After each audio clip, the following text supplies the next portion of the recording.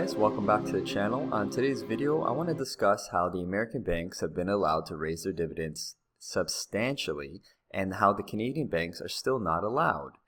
I did a video earlier this year stating that it was my personal belief by the third or fourth quarter at the latest, all the Canadian banks will substantially be raising their dividends and doing share buybacks. The Office of the Superintendent of Financial Institutions is not allowing this to happen still, even with all the money these banks have been raking in. CIBC alone has over $3.5 billion sitting on the sidelines waiting for the go-ahead so they can do share buybacks and increase dividends.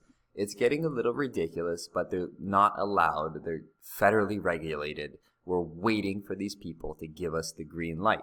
Now, the Office of the Superintendent had come out recently and they had stated that investors need to be patient and they are aware that the Americans are allowing their banking system to raise dividends and do the share buybacks, but we are still going to be holding and monitoring the situation.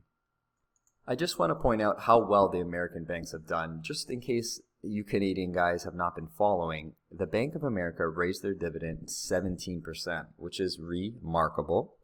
Wells Fargo actually doubled their dividend to 20 cents per share. However, they did decrease it during the pandemic, so they're kind of making up for lost ground. It's worth noting, guys, but it's still a double of the dividend. So if you invested during the downturn, you are laughing.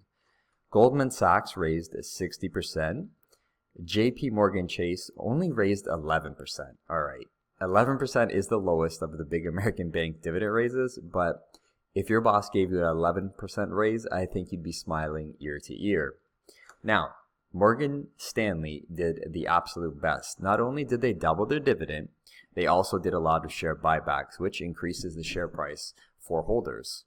Us Canadian bank holders right now, we're sitting on the sidelines. We're just waiting for the go-ahead. Now, I will say there's a little bit of light at the end of the tunnel because the OFSI, they put out a report and they reference that the American banks were allowed to raise the dividends. So usually when America does something, Canada follows. We don't follow right away.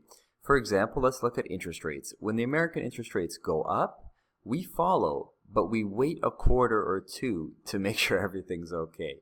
Maybe it's overcautious looking, I don't know, but this tends to be what happens. I'm not saying it's necessarily going to be the case for these raises, but I'm really hoping so.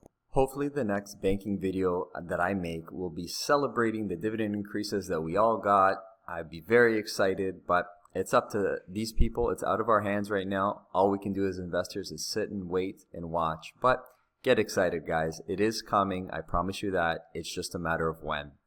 I hope you liked this video. Subscribe if you did, and I'll see you on the next one.